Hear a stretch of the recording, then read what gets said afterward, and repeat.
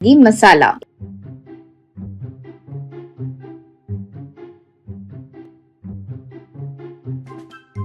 एक दिन विशु अपने दोस्त चंदू के घर आया। चंदू के पास आकर विशु बोला, अरे उस दिन जब मेरी बेटी तुम्हारे घर आई थी तो तुम्हारी बीवी ने पनीर मैगी मसाला बनाया था, सुना बहुत स्वादिष्ट बना था बोली। यूँ कहा चंदू। मेरी बीवी ये सब कब बनाएगी, वो भी बहुत स्वादिष्ट। तुम घर आ रहे हो सोचकर मैं ही उस चाइनीज रेस्टोरेंट में गया और उसे लेकर आया। क्या तुम्हें वो इतना पसंद आया? चलो उस पते पर चलते हैं। कहकर वो विशु को लेकर जहाँ वो पनीर मैगी मसाला बना था उस दुकान पर गया। वहाँ जाकर देखा तो वहाँ नहीं था, वो दुकान बंद था। विशु अब क्या करे, दुकान तो बंद हो गई। मेरी बेटी को पनीर मैगी मसाला चाहिए क्योंकि उसका जन्मदिन है। यूँ कहा तो चंदू। तो चलो एक काम करते हैं, किसी तरह हम लोग ही मेहनत करके वो बनाते हैं। अगर वो ठीक निकला तो ठीक, वरना मेरी पत्नी पर इल्जाम डाल देंगे। यूँ सोचकर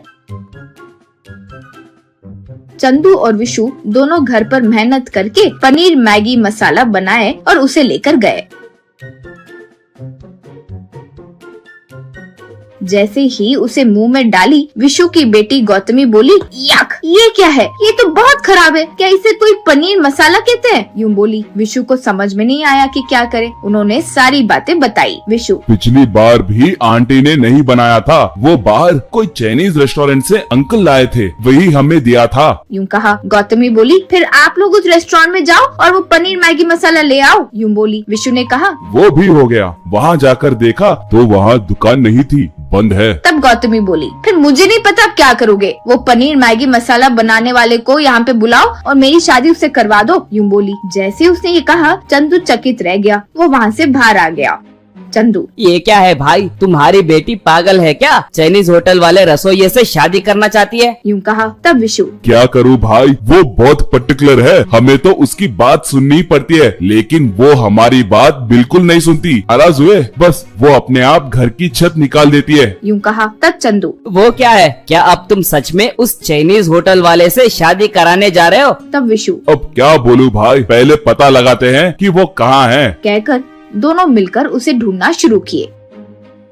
जैसे ही उन्हें वो मिला, वो चाइनीज तो नहीं था, उसका नाम श्रीकांत था। विशु, भगवान का शुक्र है हम बच गए। ये चाइनीज तो नहीं है, हमारे यहाँ का ही है, वो खाना पकाने में विशेषज्ञ है। यूँ कहा। तब चंदू, वो तो ठीक है, अब उससे शादी कैसे करवाएंगे? यूँ कहा तो विशु, चलो मेरे पास एक विचार है।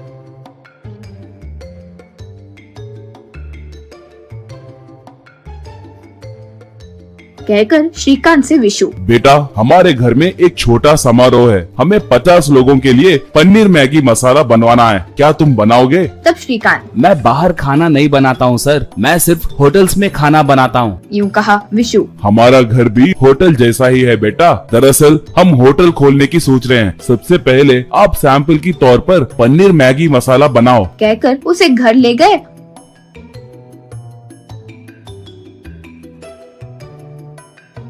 और उससे पनीर मैगी मसाला बनवाए।